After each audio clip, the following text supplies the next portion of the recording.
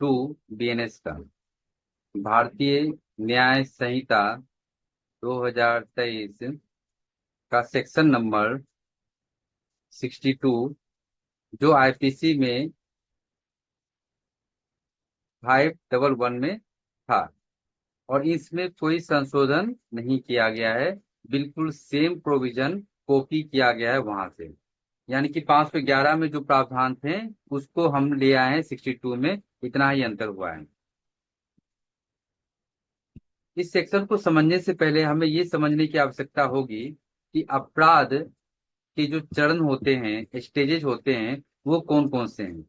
तो सबसे पहले हम ये देख लें एक बार क्विक रिवीजन में कि अपराध के चरण यानी कि कौन कौन से स्टेजेस होते हैं।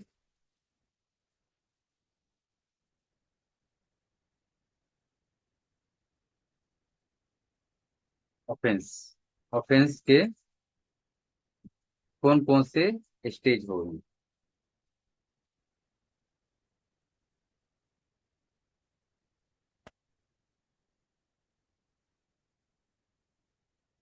उसमें पहला है आशय, यानी कि कोई भी अपराध होगा उसके लिए फर्स्ट मोस्ट इंपोर्टेंट इंग्रेडिएंट्स है कि आशय होना चाहिए, यानी कि इंटेंशन होना चाहिए। सबसे पहले कोई भी अपराध करने की भावना हमारे मन में आती है तो आशय या इंटेंशन पहला इंग्रेडिएंट्स है। ध्यान रखें, आशय या इंटेंशन रखना अपराध नहीं है। कोई व्यक्ति किसी भी व्यक्ति के विरुद्ध कोई भी आशय रखे वो अपराध नहीं है, पनिशेबल बाय लॉ नहीं है। सेकेंड स्टेप होता है कि जब हमारे मन में आशय आता है तो हम उस अपराध को करने की तैयारी करते हैं, प्रिपरेशन स्टार्ट करते हैं कि वो अपराध कैसे किया जाए। तैयारी पनिशेबल नहीं होता है सिवाय कुछ अपवाद के। यानी कि इसमें कुछ ऐसे एक्सेप्शंस हैं जिसमें तैयारी जो है पनिशेबल होता है। इन अपराधों को छोड़कर बाकी कोई भी ऐसा अपराध जिसकी तैयारी की जाए, चाहे हत्या की तैयारी हो, चाहे रेप की तैयारी हो, चाहे मानहानि की तैयारी हो, उसके लिए कोई सजा नहीं मिलने वाली है। लेकिन कुछ ऐसे ऑफेंस हैं जिसकी तैयारी करना जो है दंडनीय अपराध है। 149, 154, 310 4 जो डकैती था आपका, और 181 जिसमें ऑफेंस अगेंस्ट क्वाइंस हैं। ये चार ऐसे धाराएं हैं बीएनएस में जिसकी तैयारी करना भी, प्रिपरेशन करना भी पनिशेबल ऑफेंस है। ठीक है, मेनली प्रिपरेशन भी पनिशेबल है, सिर्फ इसी चार धाराओं में इसका प्रावधान मिलता है। इसके अलावा जितने भी अपराध हैं अगर कोई व्यक्ति उसकी तैयारी करे, प्रिपरेशन करे तो वो पनिशेबल नहीं होगा। थर्ड स्टेज क्या होगा? थर्ड स्टेज होगा हमारा प्रयास। जब हमने तैयारी कर ली अपराध करने की तो हम करते हैं प्रयास या प्रयत्न, जिसको हम कहते हैं attempt. Attempt is always punishable. प्रयास, प्रयत्न या अटेम्प्ट ये हमेशा दंडनीय होता है, ये हमेशा पनिशेबल बाय लॉ होता है। चौथा स्टेज होता है आपका कि प्रयास या तो सफल होगा या असफल होगा। अगर प्रयास असफल हो गया तो अटेम्प्ट या प्रयास के लिए दंडित करेंगे, और प्रयास सफल हो गया तो अपराध हो गया।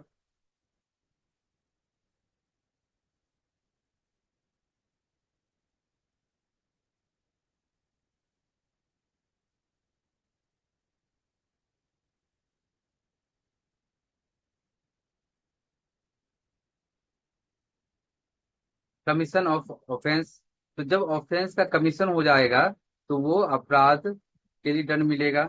मान लीजिए कोई व्यक्ति चोरी का प्रयास करता है, ठीक है, तो जब वो चोरी करने गया तो चोरी के प्रयास में दो बातें हो सकती है कि एक तो हो सकता है कि चोरी करने का प्रयास करे तो वो सफल हो जाए, ठीक है, और एक हो सकता है कि सफल ना हो। तो अगर उसका सफल हो जाता है तो अपराध के लिए दंडित करेंगे, तब उसको उस ऑफेंस के लिए दंडित करेंगे, चोरी के लिए, थेफ्ट के लिए। और अगर उसने चोरी किया और चोरी सक्सेस नहीं हो पाया तो अटेम्प्ट टू थेफ्ट यानी चोरी करने के प्रयत्न के बारे में दंडित करेंगे। तो ये हो गए हमारे 4 स्टेजेज। किसी भी अपराध में ये 4 स्टेजेज होते हैं। पहला, कभी दंडित नहीं होगा, इंटेंशन कभी भी पनिशबल नहीं होगा किसी भी कानून में। तैयारी करना पनिशबल नहीं होता है, लेकिन इसके कुछ सर्टेन एक्सेप्शंस हैं हमारे कोड में, संहिता में, जो है 149, 154, 310 का 4 और 181। प्रयास हमेशा दंडनीय अपराध होगा। प्रयास के बारे में दो बातें होती हैं, प्रयास के बारे में दो बातें होती हैं, अटेम्प्ट, प्रयत्न या प्रयास, इसमें दो बातें हो सकती है। एक उन चीजों के बारे में जिसमें इस संहिता में स्पष्ट रूप से प्रावधान कर दिया गया है, और एक उन चीजों के बारे में जिसमें संहिता में प्रावधान नहीं है।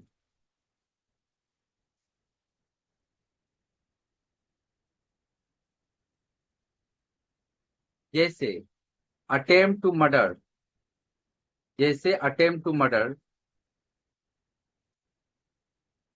हत्या का प्रयत्न, अटेम्प्ट टू मर्डर, हत्या का प्रयत्न, तो इसके लिए इस सेक्शन में हम जाएंगे। लेकिन चोरी का प्रयत्न, इसके लिए कोई सेक्शन नहीं बना हुआ है। छल का प्रयत्न, रेप का प्रयत्न, एक्सटोर्शन उद्यापन का प्रयत्न, इन सब के लिए कोई सेक्शन नहीं बना हुआ है।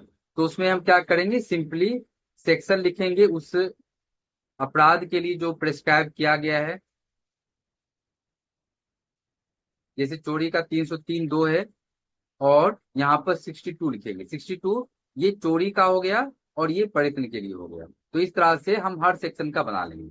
तो कुछ ऐसे अपराध है जिसके लिए, जैसे कि आपराधिक मानव वध, हत्या, इन सब का, attempt to murder, attempt to culpable homicide, इन सब के लिए एक्सप्रेसली सेक्शन दिए गए हैं।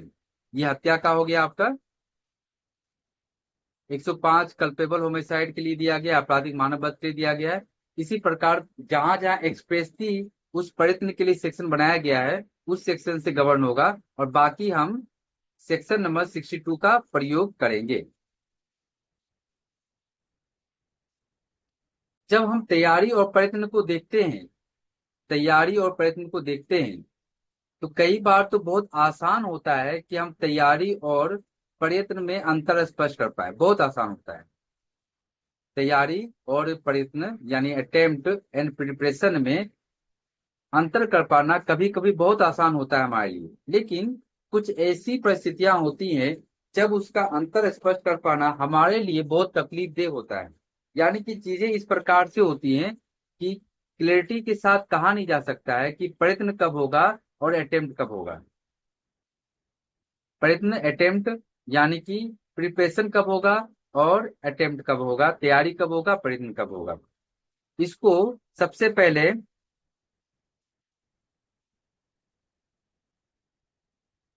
R versus चीसमैन, R versus चीसमैन 1862,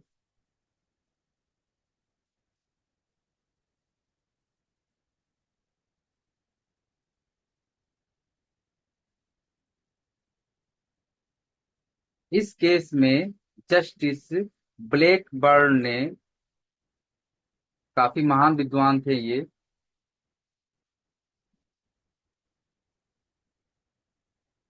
Lord Blackburn, इन्होंने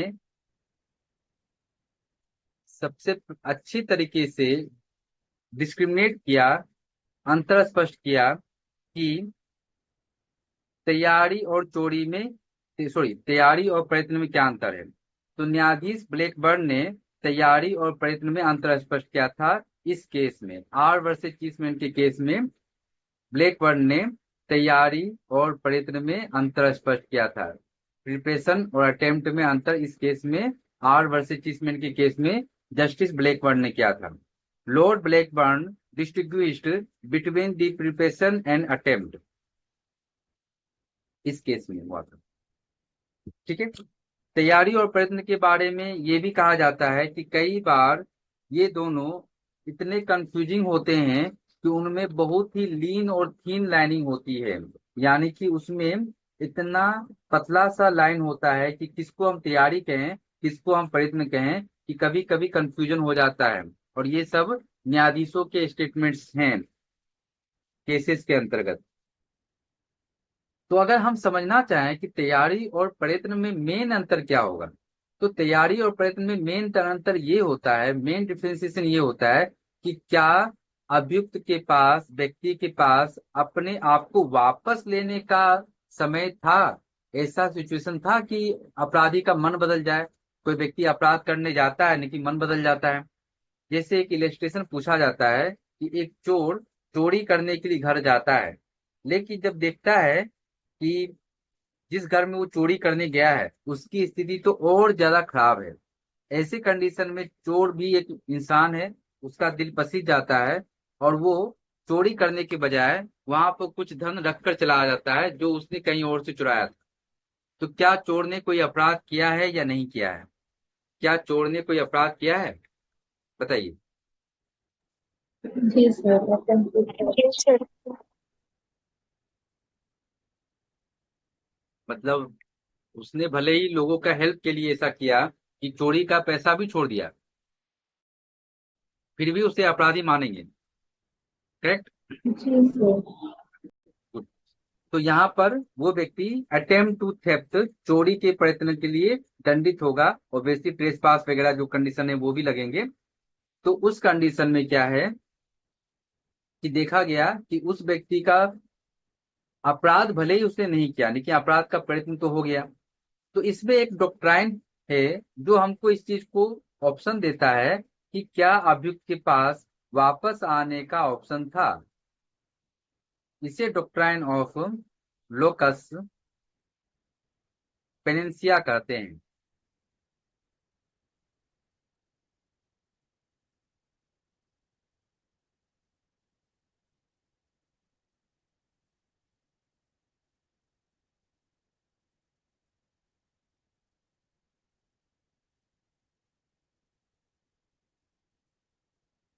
लोकस पेनेंसिया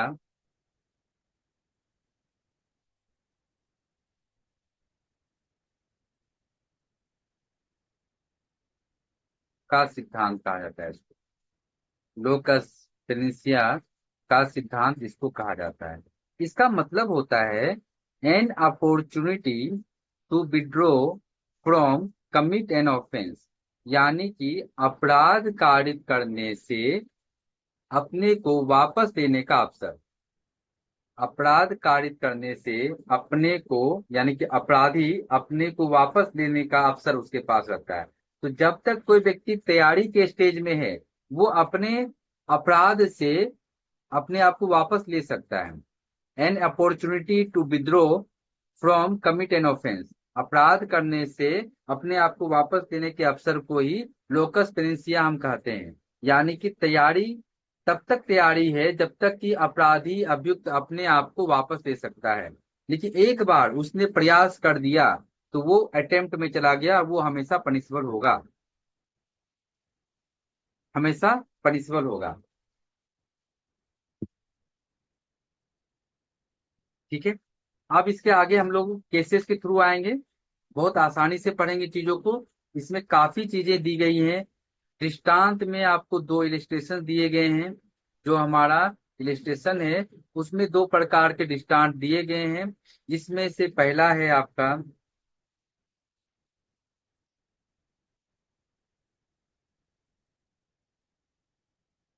एम्प्टी बॉक्स,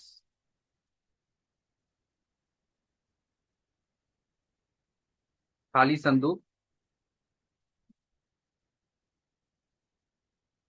ये आपका है असंभवता का सिद्धांत।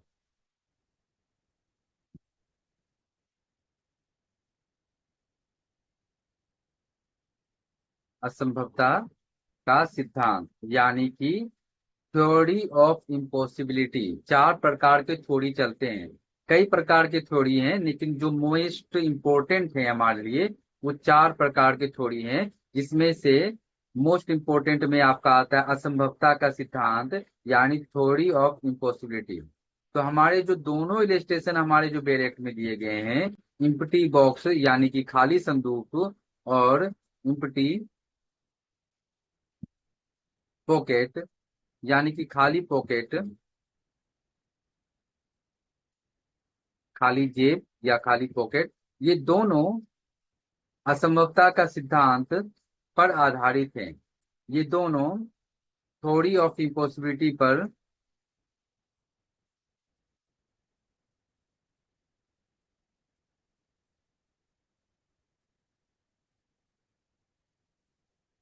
दोनों थ्योरी ऑफ इम्पॉसिबिलिटी पर आधारित है।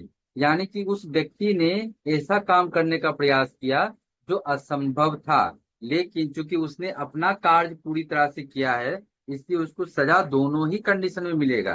क्योंकि उसने कुछ एक्ट अपने तरफ से कर लिया, वो तैयारी नहीं है, वो प्रयत्न है। अगर पॉकेट में पैसा होता तो चोरी का अपराध हो गया होता। अगर बक्से में कुछ धन या पैसे या वस्तु होते हैं तो चोरी का अपराध हो गया होता।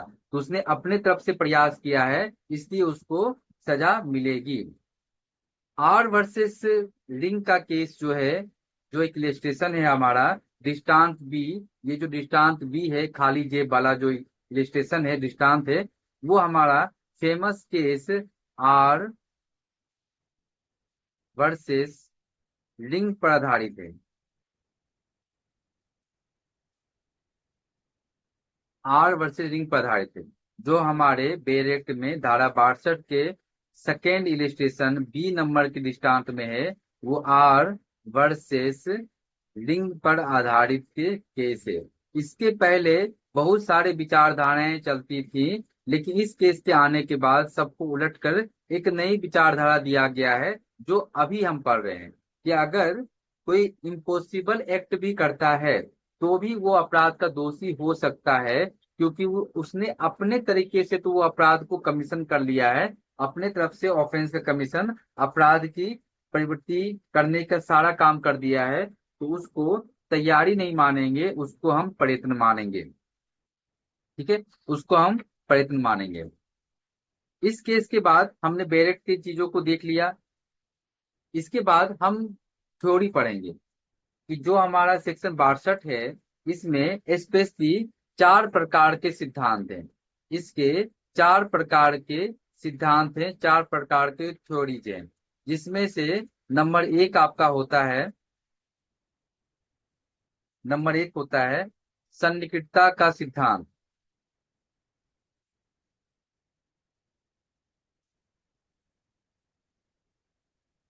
सन्निकटता का सिद्धांत, इसे प्रोक्सिमिटी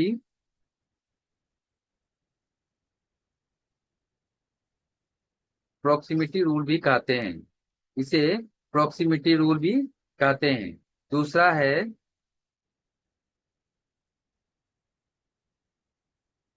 असंभावता का सिद्धांत। असंभावता का सिद्धांत, इसे थ्योरी ऑफ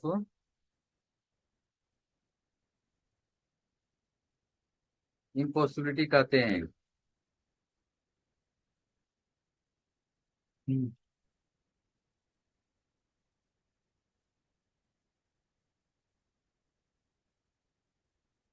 तीसरा है वस्तु का सिद्धांत।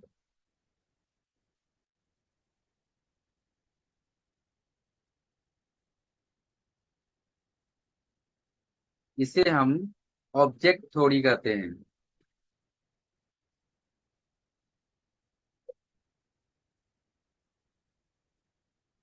और चौथा है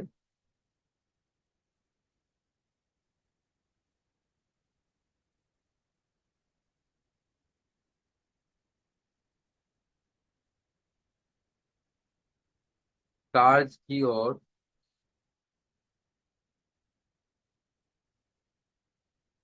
अग्रसर होने का सिद्धांत।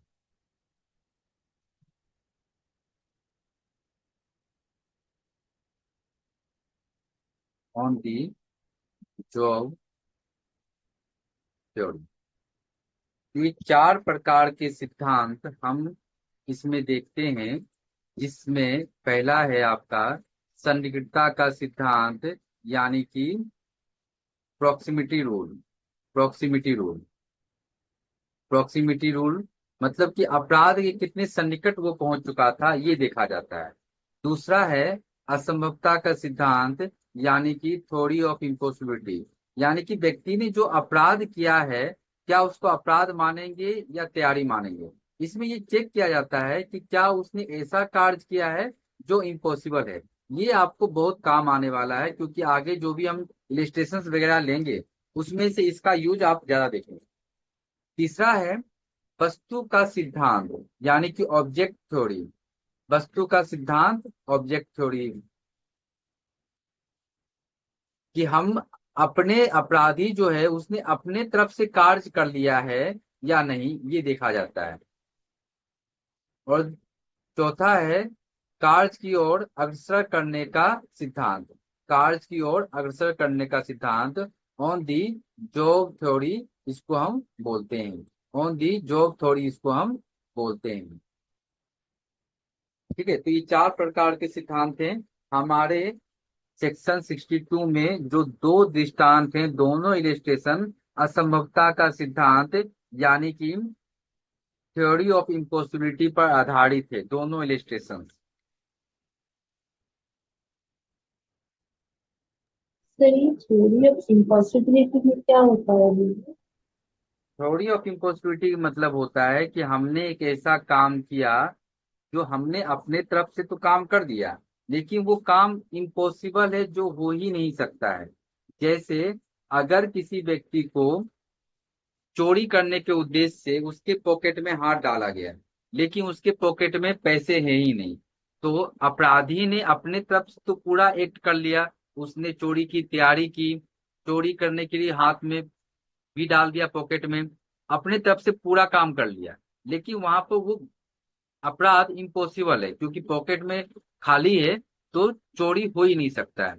तो वो इम्पॉसिबल एक्ट होने के कारण वहां पर उस व्यक्ति को ये इम्पॉसिबल एक्ट माना जाएगा। लेकिन फिर भी सजा तो होगी, अपराध तो हो गया प्रयत्न का, क्योंकि उसने अपराधी ने अपने तरफ से सारा काम कर दिया है। बिल्कुल निश्चिंत रहिए, मुझे पता है कि थोड़े से कंफ्यूजिंग कॉन्सेप्ट्स होते हैं इसमें, कुछ कुछ ऐसे दृष्टांत भी एग्जाम्स में आते हैं जो कंफ्यूज करके छोड़ देते हैं, लेकिन हम लोग सब कुछ इसमें समझने वाले हैं। तो केसेस के थ्रू चलते हैं। ये पूरे केसेस कंप्लीट होते होते और जो मैं दो तीन और अलग से दृष्टांत जो एग्जाम में पूछे जाते हैं जब वो बता दूंगा, उसके बाद एक क्वेश्चन भी आप लोग के दिमाग में नहीं रहेगा। केसेस के साथ हम लोग थ्योरीज को भी समझते चलेंगे। तो सबसे पहला केस हमारे पास है, सबसे पहला और सबसे इम्पोर्टेंट, सबसे पहला और सबसे इम्पोर्टेंट जो केस है वो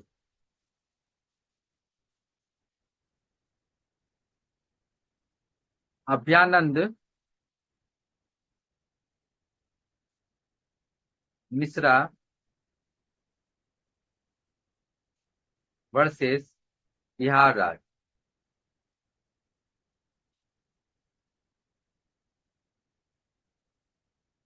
1961 का है।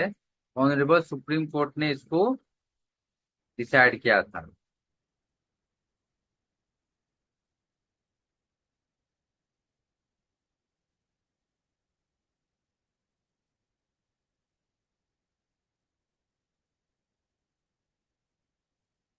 State of Bihar.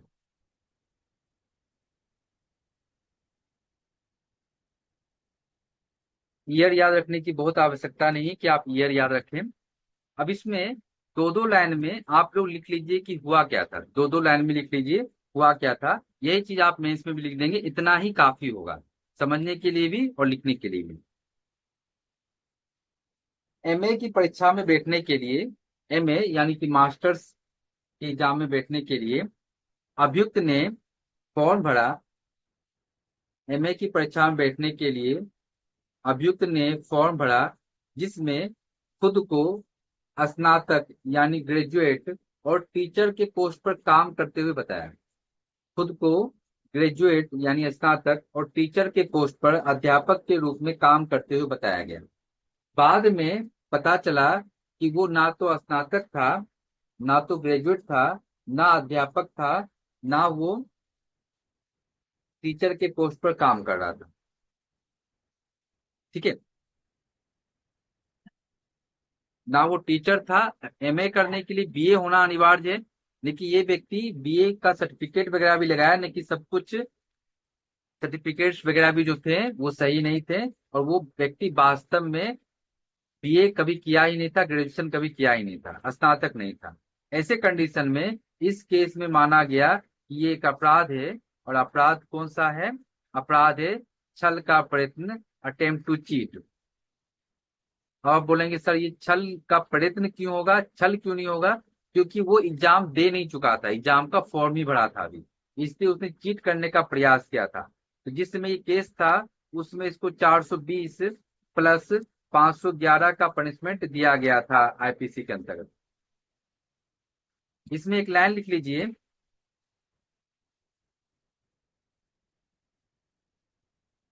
इसी केस में बोला गया था,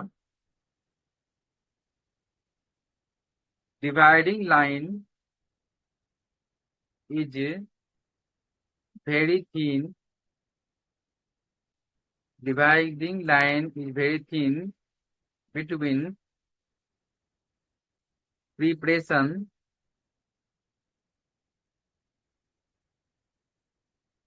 and attempt।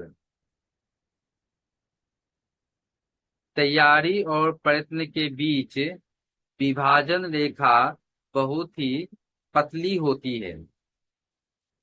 तैयारी और प्रयत्न के बीच विभाजन रेखा बहुत ही पतली होती है, यानी कि ये आसान नहीं है कि उसको अंतर स्पष्ट कर पाए हम कि तैयारी और प्रयत्न क्या है। कई बार ये बहुत कठिन हो जाता है तैयारी और प्रयत्न में अंतर को पहचानना। लिख लिया केस आप लोगों सर ने? ये केस का मेथड बात बताइए। क्या बोले? सर ये केस का मेथड और एक बार बता देंगे क्या? इस केस का मैटर ये था कि the accused has field A form of MA masters and he filled information that he is graduate and working as a teacher, but it was found that he was neither graduate sir nor। थोड़ा slowly बताएंगे क्या? हाँ, देखिए, the accused has filled a form of MA examination in which he has showed himself he has showed himself as graduate and working as a teacher,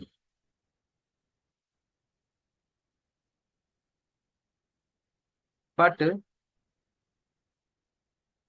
it was found later it was found later that accused was accused was neither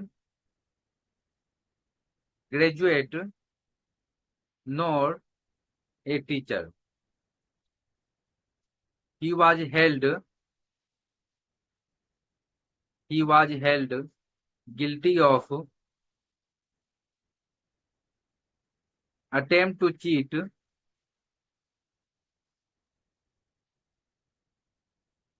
and punished under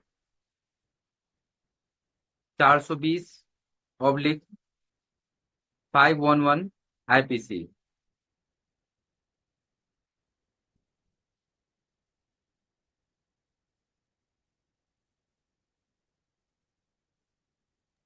ji sir, thank you. ठीक, चलिए, तो पहला important case, इसका आप citation भी लिखेंगे और क्या हुआ था उससे कंटेंट भी लिखेंगे, में से बहुत इंपॉर्टेंट है, बिल्कुल भी स्किप नहीं करना है इसको। दूसरा इंपॉर्टेंट केस है स्टेट ऑफ महाराष्ट्र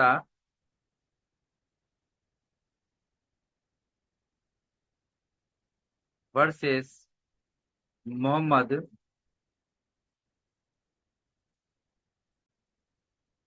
याकूब।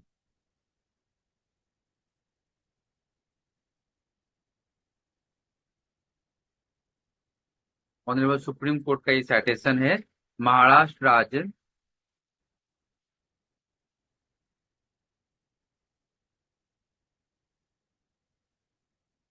बनाम मोहम्मद याकूब।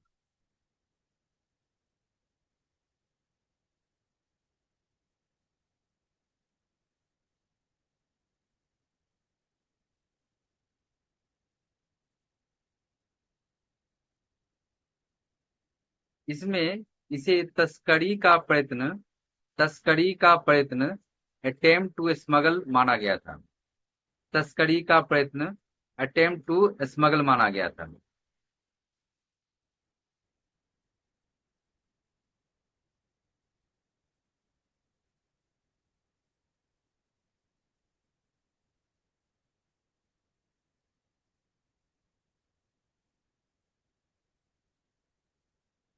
अटेम्प्ट टू स्मगल माना गया था। इसमें जो सरकरिया जस्टिस सरकरिया थे, और उन्होंने एक स्टेटमेंट बोला था जिसको आप इसमें लिख सकते हैं।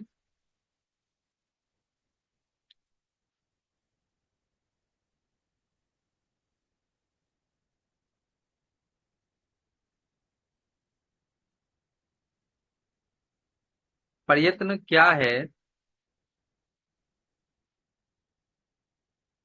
या एक विधि एवं तथ्य का मिश्रित प्रश्न है।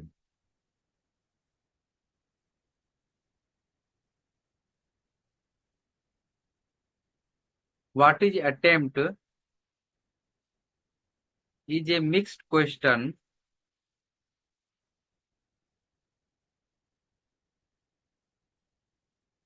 Is a mixed question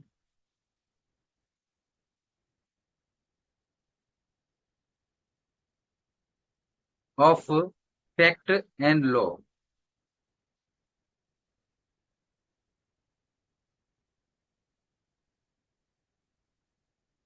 of fact and law. Sarkaria J, यानी J for justice, Sarkaria justice ने कहा था।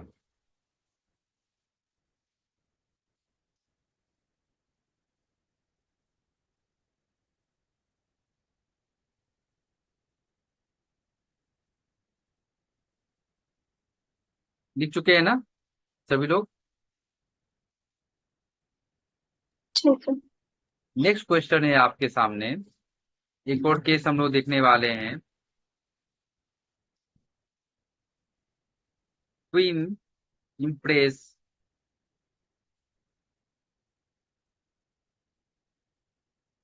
Versus रमक्का,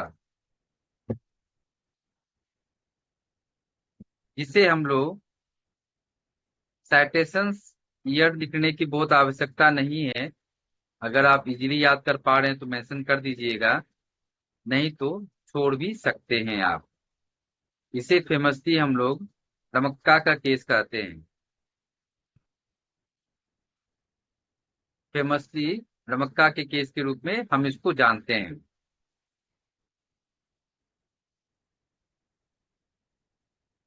queen Empress versus Ramakka 1884। ये मद्रास हाईकोर्ट का केस है, सुप्रीम कोर्ट का नहीं है, मद्रास हाईकोर्ट का है। इसे हम लोग रमक्का केस के नाम से भी जानते हैं, रमक्का केस के नाम से भी फेमस रूप से जानते हैं। इसमें हुआ ये था कि एक महिला कुएं की ओर यह कहते हुए दौड़ती है कि वह कुएं में कूदकर अपनी जान दे देगी, लेकिन लोगों ने उस महिला को कुएं तक पहुंचने से पहले ही गिरफ्तार पकड़ लिया, और इस प्रकार से उसको आत्महत्या करने से पहले ही पकड़ लिया गया। अब जब बीएनएस बन चुका है तो आत्महत्या करना कोई अपराध नहीं रह गया है, तो ये केस उस प्रकार से रिलीवेंट नहीं होगा, लेकिन प्रयत्न को समझने के लिए इसकी रिलीवेंसी आज भी बनी रहेगी। तो इसमें ये डिस्कशन हुआ था कि क्या उस महिला का कृत्य अप, अपराध का तैयारी था या प्रयत्न था। तो न्यायालय ने डिसाइड किया कि वो तैयारी थी, सिर्फ था वो, अभी प्रयत्न नहीं की थी। प्रयत्न तब होता जब वो कूदने का प्रयास करती, यानी कि जंप करती उस कुएं में। जब वो कुएं के पास दौड़कर जा रही थी, तो उस कंडीशन में ये उसका एक्शन सिर्फ और सिर्फ प्रिपरेशन था, तैयारी था। इसलिए उस महिला ने कोई अपराध नहीं किया है। नमक्का के केस के रूप में हम इसको जानते हैं, और पहले आईपीसी के 309 में भी हम इसको पढ़ते थे। ठीक है। तो रमक्का के केस में क्या हुआ, इसमें इस महिला को पनिशमेंट नहीं दिया गया, क्योंकि उसका जो एक्ट था वो सिर्फ अटेम्प्ट नहीं माना गया, उसे प्रयास नहीं माना गया, उसे सिर्फ तैयारी यानी कि प्रिपरेशन माना गया। क्योंकि वो पौंड तक दौड़कर गई और उस पर पैर रख के जंप करती कुएं के अंदर, तब जाकर माना जाता है कि उसने प्रयास किया। अभी उसका स्टेज जो था, तैयारी के स्टेज पर ही था, प्रिपरेशन के स्टेज पर ही था, इसीलिए उसको कोई सजा नहीं दी जाएगी। ठीक है। तो ये आपके इंपॉर्टेंट केसेस हुए हैं। अब एक और केस, लास्ट केस है, वो हम देखने वाले हैं इसमें, जो बहुत इंपॉर्टेंट ऑब्वियसली है, क्योंकि आपसे एग्जाम्स में इसके दृष्टांत देकर पूछे जाते हैं। जिन स्टेट्स में शॉर्ट क्वेश्चन पूछने का प्रोविजन है, वहां पर ये इस प्रकार से पूछ लेते हैं। केस का नाम है आर वर्सेस गुडाल।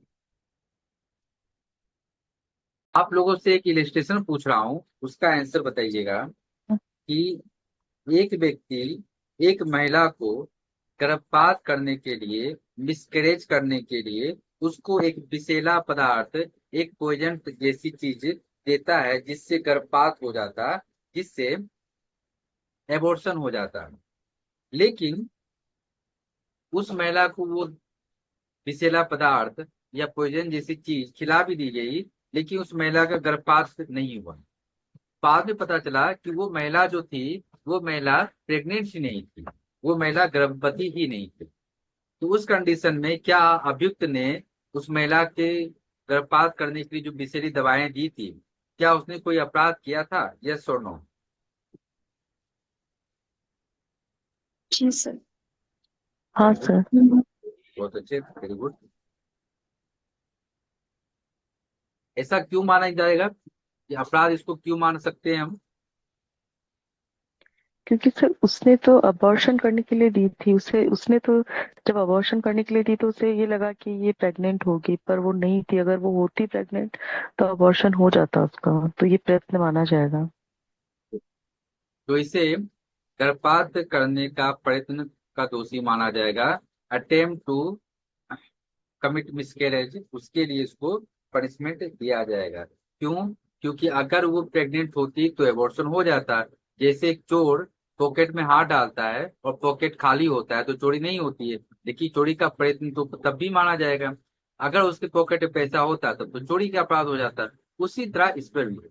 और ये दृष्टांत आपको एग्जाम्स में कई बार पूछे जाते हैं, इंटरव्यूज में पूछे जाते हैं, और कई बार मेंस में भी, जहां पर छोटे क्वेश्चन पूछे जाते हैं 4 नंबर 5 नंबर का, वहां भी ये दृष्टांत आपको पूछे जाते हैं। इसमें क्या होगा, विथ रिलेवेंट केस तो बताइए। तो केस का नाम याद रखना पड़ेगा। एक चीज और बता दूं, कुछ ऐसे केसेस है जिससे मिलते जुलते कई सारे केसेस होंगे। जैसे आर वर्सेस गुडाल से मिलते जुलते केसेस आपको मिल जाएंगे, जिसमें लगभग लगभग इसी तरह की बात की गई है। तो आप कोई भी एक केस लिख दीजिए, कोई दिक्कत नहीं होगी।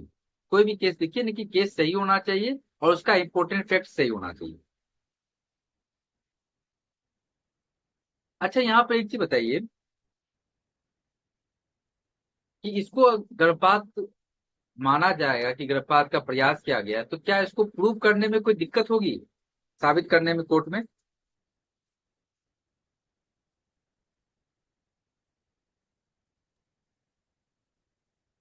नहीं सर, दिक्कत नहीं होगी। क्यों दिक्कत नहीं होगी। क्योंकि सर उसने वो जो उसको दवाई दी है, उसको हम प्रूव कर सकते हैं कि ये अबॉर्शन करने के लिए दी है। क्योंकि वो विषैला चीज था, वो पॉइजन जैसी चीज थी। ऐसे कंडीशन में उसको अगर सजा दे सकते हैं इस आधार पर कि उसने उस महिला को जहर तो दिया है, और बेसिकली वो जहर से उस महिला को नहीं कुछ होता, लेकिन बच्चे को तो कुछ होता। अगर वो प्रेग्नेंट होती तो निश्चित रूप से मिसकैरेज हो जाता। तो अगर मैं बहुत आसान से समझाना चाहूँ इस टॉपिक को कि कब हम प्रेत मानेंगे और कब हम प्रेत नहीं मानेंगे, तो आप इसमें एक चीज देखना पड़ेगा, एक चीज देखना पड़ेगा। क्या अभियुक्त ने, क्या एक्यूज ने अपने तरफ से सारा काम कर दिया था? क्या अभियुक्त ने अपने तरफ से सारा काम कर दिया था? अगर आंसर है हाँ, तो अपराध का प्रयत्न हो गया। बस आपको ये देखना पड़ेगा। ये सबसे बेस्ट थ्योरी है कि इसको वस्तु का सिद्धांत भी बोलते हैं कई बार, ठीक है, ऑब्जेक्ट थ्योरी भी बोलते हैं। कि क्या अभियुक्त ने अपने तरफ से सारा काम कर दिया था? अभियुक्त ने अपने तरफ से पूरा प्रयत्न कर लिया था? अगर हाँ, भले ही अपराध इम्पॉसिबल हो, भले ही अपराध नहीं हो सकता हो, क्योंकि पॉकेट में हाथ डाला नहीं कि पॉकेट खाली था, क्योंकि जो दवाई खिलाया गर्भपात करने के लिए, मिसकैरेज करने के लिए, लेकिन वो वुमेन, वो महिला गर्भवती थी ही नहीं, वो प्रेग्नेंट थी ही नहीं। वो सभी इम्पॉसिबल एक्ट है, लेकिन अभियुक्त ने क्या अपने तरफ से पूरा काम कर लिया था? आंसर है हाँ। तो ये प्रूव करना भी आसान है, क्योंकि अगर मान लीजिए गर्भवती को कोई दवाई दी गई इस प्रकार का विषैला दवाई, तो वो दवाई के ट्रेसेस मिलेंगे उसके पेट में से, जिसके आधार पर हो सकता है कि दवाई किसने दी, और जाहिर सी बात है जहर किसी को क्यों देंगे आप। तो इस तरह से उसके पेट से वो दवाई निकलेगा, तो पता चलेगा ना कि दवाई इस प्रकार की चीजों की थी। तो इंटेंशन भी पता चल जाएगा और साक्ष्य भी मिल जाएंगे। अब मैं कुछ इलेस्ट्रेशंस आप लोग से पूछने वाला हूं। अगर ये 4-5 इलेस्ट्रेशन के आंसर आपको सही हो गया, तो समझ लीजिए कि पूरा टॉपिक आपको खत्म आ गया। ठीक है, इसमें कुछ दिक्कत नहीं है। तो आगे बता देता हूं मैं। पहला है, एक व्यक्ति बी को मारने के दृष्टिकोण से खाली गाड़ी पर, जिसमें उसको लगता है कि वो व्यक्ति बैठा हुआ है, बी खाली गाड़ी पर गोली चलाता है, खाली गाड़ी पर शूट करता है। उसको लगता है कि उसके अंदर वो व्यक्ति बैठा हुआ है जिसको वो मारना चाहता है। तो क्या इसको प्रयत्न मानेंगे या नहीं मानेंगे? क्या इसको प्रयत्न मानेंगे? ए बी को जान से मारने के लिए उसकी गाड़ी में गोली चलाता है, लेकिन वो व्यक्ति गाड़ी में होता ही नहीं। तो क्या इसको अटेम्प्ट टू मर्डर मानेंगे, हत्या का प्रयत्न मानेंगे? हाँ सर। जी गुड। सर। तो इसे प्रयत्न माना जाएगा। ये अब हमारा अटेम्प्ट होगा, ये हमारा प्रयत्न होगा। इन सबको बहुत अच्छे से समझ लीजिए। दूसरा इलिस्ट्रेशन आपके सामने है।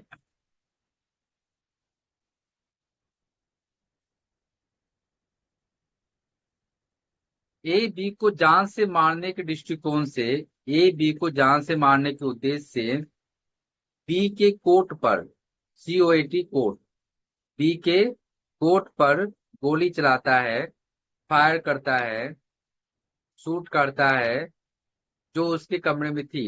लेकिन वो कोट ही सिर्फ टंगा हुआ था, वो व्यक्ति उस कोट को पहने हुए नहीं था। यानी कि कोई व्यक्ति कहीं जाता है किसी को मारने के लिए और देखता है कि वहां पर कोट है, जाहिर सी बात है लाइट कम होगा तो इसको पूरा नहीं दिख रहा होगा, उसको सिर्फ कोट दिखा, उसने समझा कि वो व्यक्ति वहां पर खड़ा है, गोली चलाता है कोट पर, और यहाँ पर वो व्यक्ति उस कोट में नहीं था। तो क्या ये कोई अपराध होगा या नहीं होगा? हाँ सर, ये भी होगा। जी सर अगर होगा। आप कह रहे हैं कि जैसे लाइट लाइट कम है और उसको समझ में नहीं आया कि कोई खड़ा है, और तो हाँ सर होगा। जाहिर सी बात है, अगर उसको अच्छे से दिख जाता कि वो कोट है तो गोली क्यों चलाता वो? अच्छे से दिख जाता हाँ सर। तो वो कोट पर क्यों चलाएगा अपना, कोई अपना बहुमूल्य गोली क्यों बर्बाद करेगा कोट पर चलाकर? तो उसको पता नहीं चला, तभी तो कंफ्यूजन की स्थिति थी, लाइट कम था या जो भी स्थिति थी, उसने गोली चलाई तो कोट पर गोली लगी, और वो व्यक्ति कोट पहने हुए नहीं था उसमें। अब यहाँ पर एक इलिस्ट्रेशन देखने वाले हैं जो हम कई जगह पहले भी देख चुके हैं। दुर्घटना वाले सेक्शन को भी जब हमने पढ़ा था, सेक्शन 18 PNS को, उसमें भी हमने इसको देखा था। तो जेब काटने के उद्देश्य से, पिक पॉकेट करने के उद्देश्य से एक व्यक्ति तो उस बी के पॉकेट में हाथ डालता है,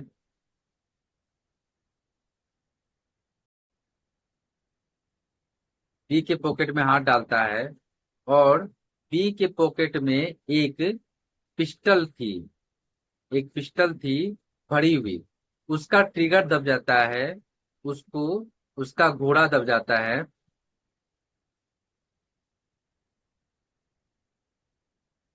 बी मारा जाता है, जिसके पॉकेट में वो पिस्टल था।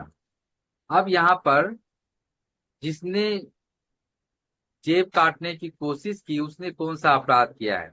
जो जेब कतरा था, जो पिक पॉकेटर था, उसने कौन सा अपराध किया है? चोरी का प्रयत्न। Very very good. चोरी का प्रयत्न, अटेम्प्ट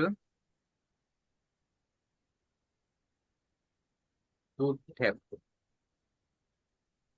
ऐसा क्यों कहेंगे हम? ऐसा हम नहीं कह रहे हैं, ऐसा एक महान विद्वान मेकाले साहब कह रहे हैं। तो ये जो दृष्टांत है, ये मेकाले का दिमाग का उपज था। ठीक है, ये मेकाले का दिमाग का उपज था। उन्होंने ऐसा कहा कि अगर ऐसा कुछ हो, अब देखिए यहाँ तो उस व्यक्ति को ना तो जान से मारने का इंटेंशन है, ना नॉलेज है कि पॉकेट में पिस्टल है। अगर उसको पता रहता पॉकेट में पिस्टल है, तब हो जाता ये हत्या, आपराधिक, मानव वध, कुछ में भी। लेकिन उसको ना तो इंटेंशन है मारने का, ना उसको नॉलेज है कि पॉकेट में पिस्टल है।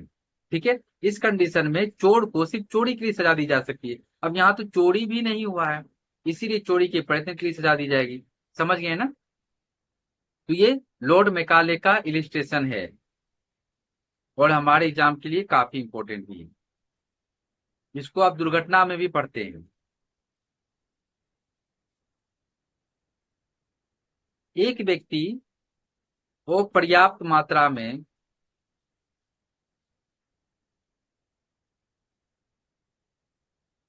आर्सेनिक खिलाता है। आर्सेनिक एक प्रकार का पॉइजन है।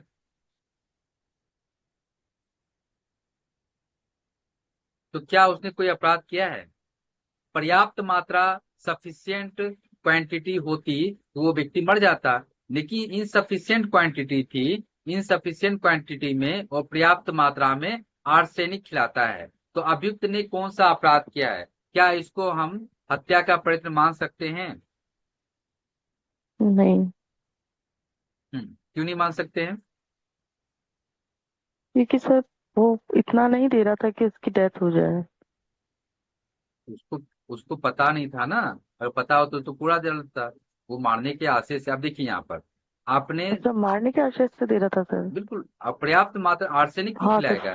फिर तो प्रयत्न हाँ, है। यहाँ पर चीनी नहीं है, आप लोग इसको चीनी ना समझें। ये चीनी वाला एक इलस्ट्रेशन अलग होता है। यहाँ पर उसको आर्सेनिक खिलाया जा रहा है। आर्सेनिक एक पॉइजन, एक जहर होता है। तो कोई व्यक्ति किसी को आर्सेनिक क्यों दे रहा है? कोई बीमारी को ठीक करने के लिए दे रहा है या किसी और पर्पज के लिए दे रहा है, तो वो एक अलग बात है, उसका इंटेंशन ही अलग होगा। लेकिन जाहिर सी बात है, आर्सेनिक या जहर किसी को दिया जाएगा, धीमा जहर। ठीक है, धीमा जहर, तो धीमा जहर किसी को क्यों दे रहे हैं? मारने के लिए दे रहे हैं ना। तो ये भी हत्या का प्रयत्न होगा।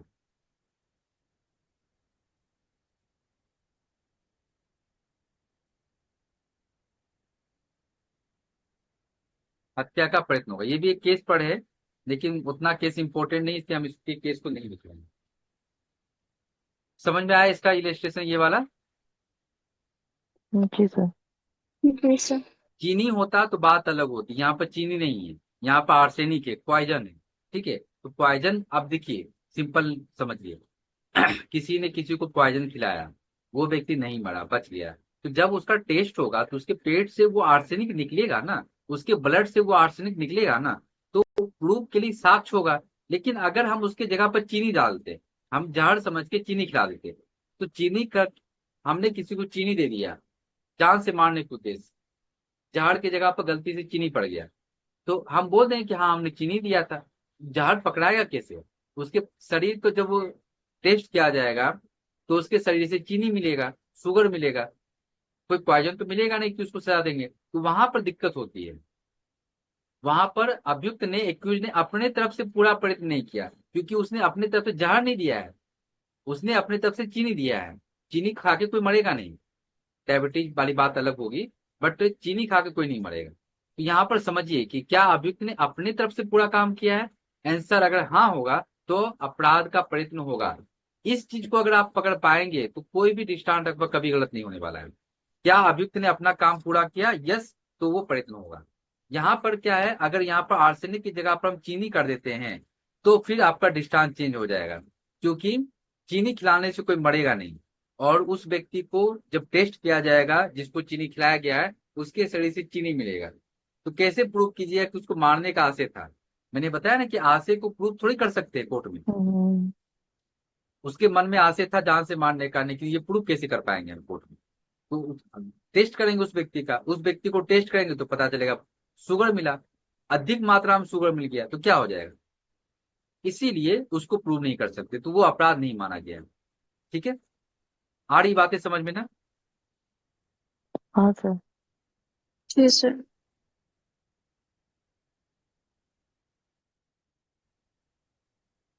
ये वाला दृष्टांत तो मैंने पूछ चुका हूं आप लोग से।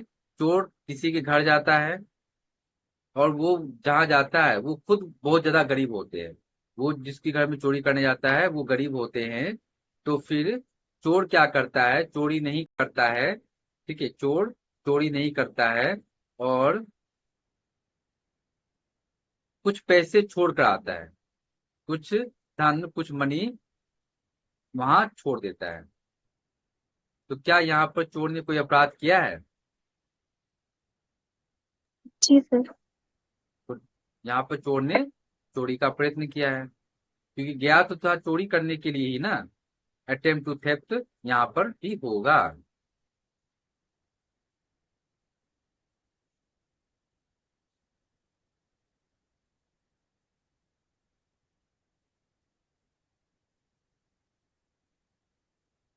गर्भवती समझकर, इसको हम डिस्कस कर चुके हैं लेकिन फिर भी मैं लिखा रहा हूं।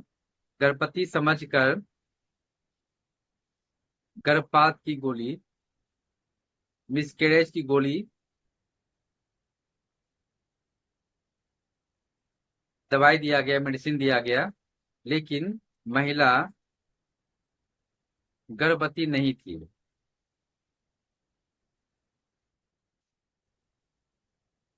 तो क्या कोई अपराध होगा यहाँ पर? ये भी हाँ सर। प्रयत्न होगा, मिसकैरेज का प्रयत्न होगा, भले ही वो महिला गर्भवती नहीं थी। क्योंकि अगर वो गर्भवती होती तो मिसकैरेज हो जाता ना। आर हाँ। वर्सेस गुडाल का केस ही है। ठीक है, तो ये आपका, ये जितने भी सिद्धांत आपने लिखे हैं ना, ये जितने भी सिद्धांत 1 2 3 4 5 करके लिखे हैं, ये सारे वस्तु का सिद्धांत है, यानी ऑब्जेक्ट थ्योरी।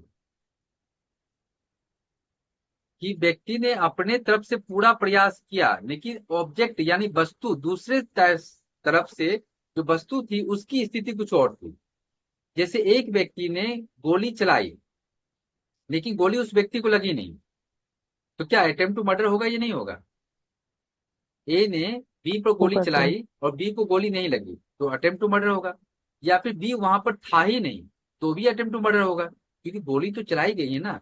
कल को उस गोली का खोखा, जो गोली का निकलने के बाद जो उसके अलग से सेपरेट पार्ट होते हैं, वो तो मिलेगा ना वहां पर, जब जाएंगे इन्वेस्टिगेशन करने के लिए पुलिस। तो साक्ष्य भी मिलेगा।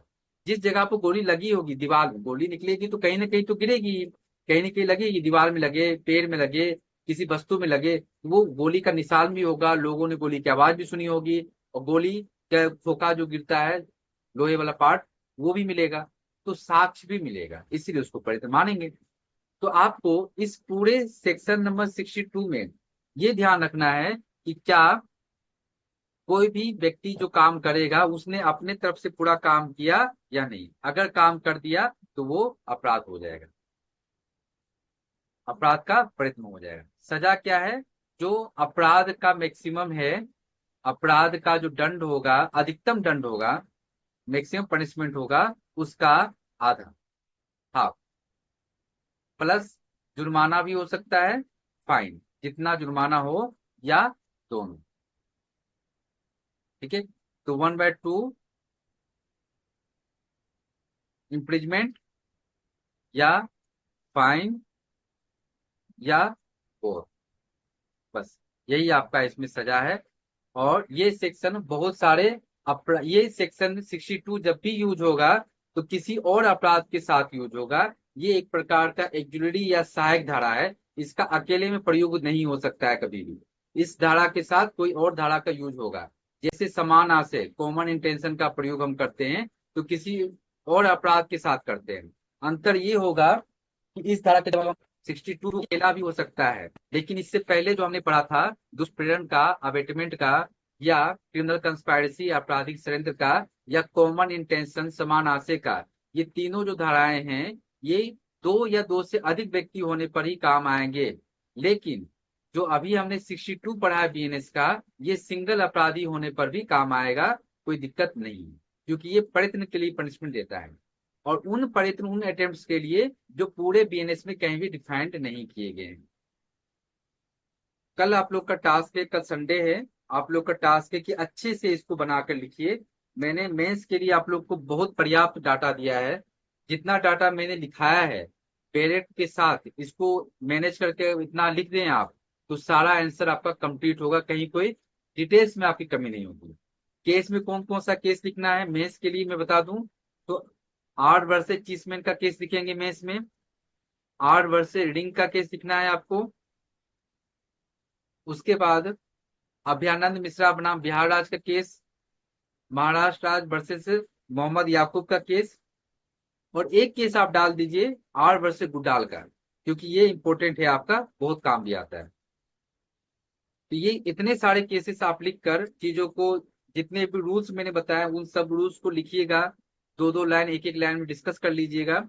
और जो दृष्टांत मैंने लास्ट में बताया है ये सारे दृष्टांत, ये दृष्टांत आपको, ये सारे दृष्टांत में से कुछ दृष्टांत, एक दो दृष्टांत वहां पे लिख दीजिएगा, तो आपका काम आराम से चल जाएगा, कोई दिक्कत नहीं है। बताइए कुछ और प्रश्न है तो।